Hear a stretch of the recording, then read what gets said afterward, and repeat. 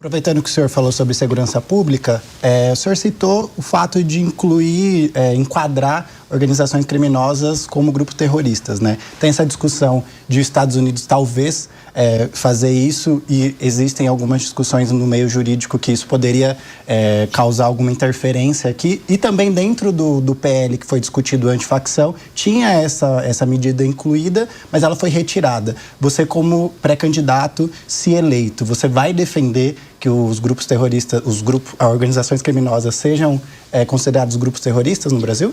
Olha, eu defendo, assim, se ele vai ser qualificado como terrorista ou não, isso é mais um enquadramento marqueteiro. Para mim, eles têm que ser enquadrados como o inimigo. E o que é o inimigo? São figuras que fazem parte de gangues ou organizações que negam o Estado Democrático de Direito do Brasil, que fazem ocupação territorial, que cometem recorrentes violações aos direitos humanos.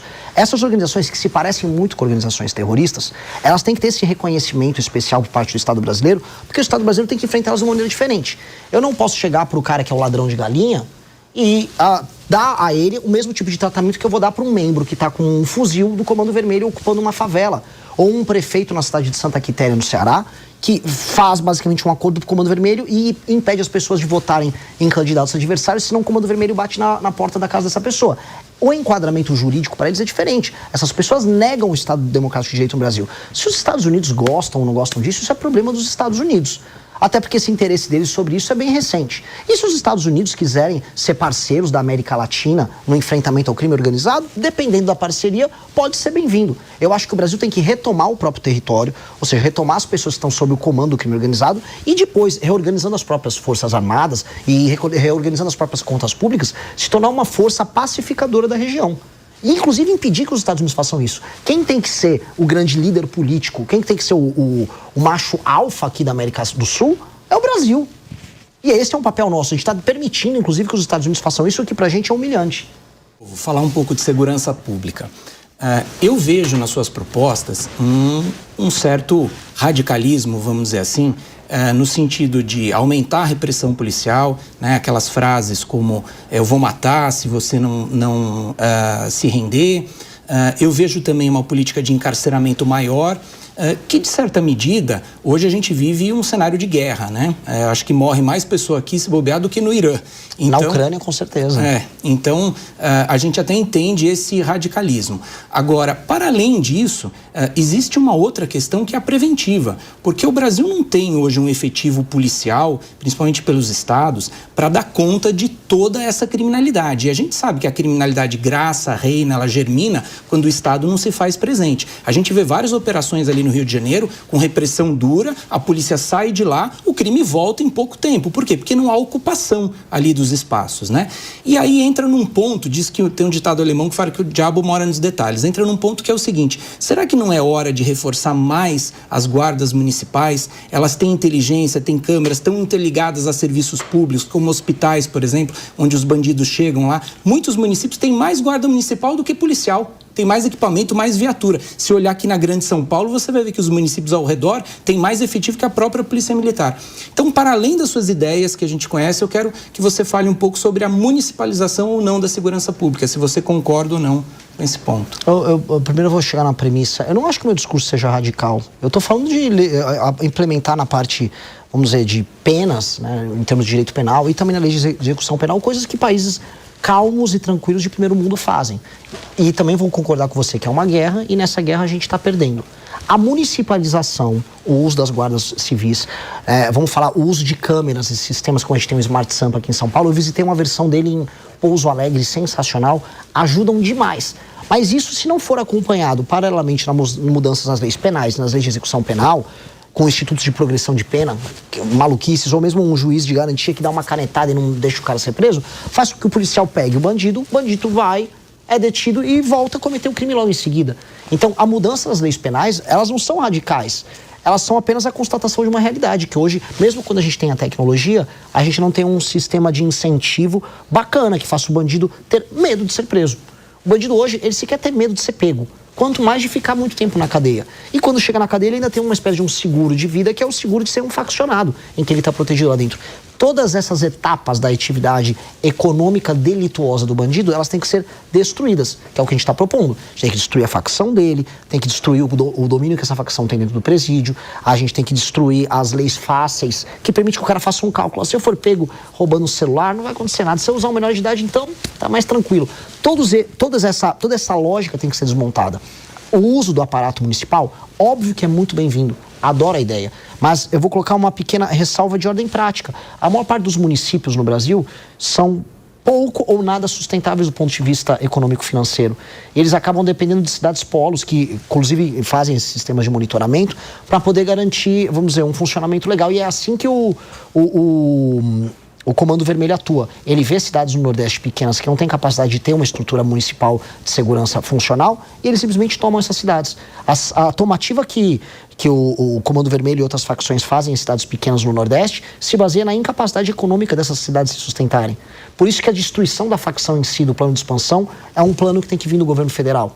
Então, concordo, acho bacana, mas isso passa de uma leitura holística da coisa. Entender que em alguns lugares nem vai ter municípios capazes de se sustentar para tocar isso. E o senhor defende a prisão perpétua?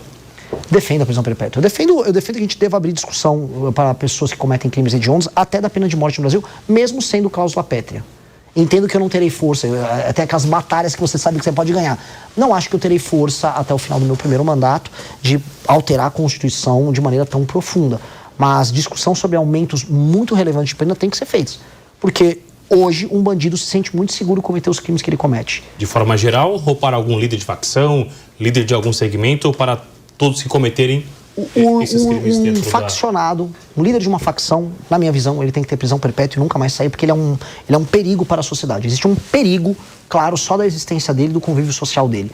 Dito isso, um líder de uma facção criminosa no Brasil, ele é responsável de maneira extensiva por todos os crimes que são cometidos pela sua facção.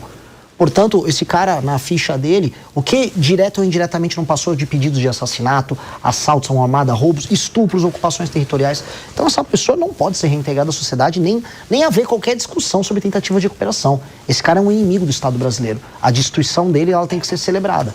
Então, as leis têm que refletir esse ânimo da população brasileira em vencer uma guerra contra esse cara. Tudo quer complementar? Só um complemento rápido.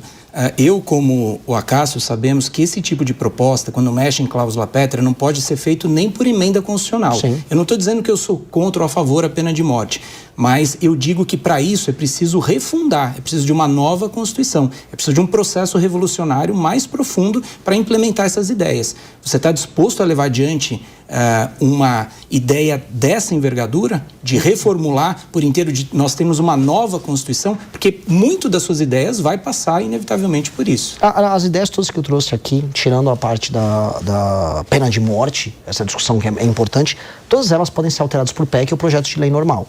Essa passa por uma reformulação da Constituição, se tem um processo originário ali de uma Constituição nova. E eu acho que o Brasil vai precisar ter uma discussão sobre uma nova Constituição em algum momento, porque a Constituição atual, ela é impeditiva, ela é um impedimento para o crescimento do Brasil.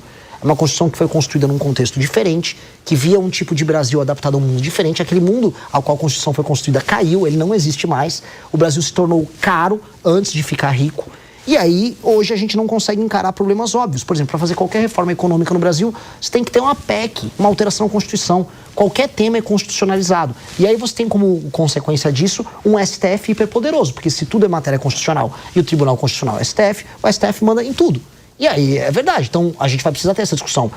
Falando em viabilidade, em execução do meu governo, eu não creio que eu vou conseguir fazer isso no primeiro mandato. Até porque eu tenho outras reformas como a administrativa que a gente falou aqui, que serão prioridade, que elas vão mudar a lógica de funcionamento do Estado brasileiro, que é muito importante. Dito isso, um segundo mandato do Partido Missão, com certeza trataria essa discussão. Tem que botar essa discussão na mesa. A Constituição nossa hoje é um impeditivo para o nosso crescimento. São várias as reformas propostas por você. Olhando para todas elas, qual é a sua preferida? Qual é aquela que você diria, essa eu quero que seja a primeira a ser implementada, a mais primordial na sua visão? As duas que eu vou colocar, porque se a gente não fizer, não existe mais Brasil. Uma é uma reforma fiscal que eu vou passar na transição. A minha PEC da transição é a PEC do Kim Kataguiri. E a primeira, tão logo eu tome posse, é uma reforma nas leis penais, nas leis de execução penal e um enfrentamento muito claro ao crime organizado, com implementação do falado que a gente discutiu aqui, direito penal do inimigo. Essas são as duas coisas, porque uma resolve as contas públicas e altera um clima de derrota que existe dentro da economia brasileira, e a outra devolve o território brasileiro e a liberdade de ir e vir para o brasileiro. Ou seja, eu volto a ter um país. Se eu passo essas duas coisas, eu volto a ter um país normal, coisa que a gente não tem. Depois de ter um país normal, todo o resto passa a ser, vamos colocar aqui, lucro, né? Que aí eu posso discutir a agenda de competitividade, como a gente falou, uma agenda voltada para o agro, investimento de infraestrutura, desfavelização, pegar as regiões mais pobres do Brasil e torná-las autossuficientes, uma reforma no Pacto Federativo, a reforma administrativa que a gente falou. Mas essas duas primeiras é o básico. Se a gente não faz isso, a gente não tem país. Nós temos que ser assim, se a gente vai comprar uma guerra no ano que vem, nós temos que ser muito resolutos.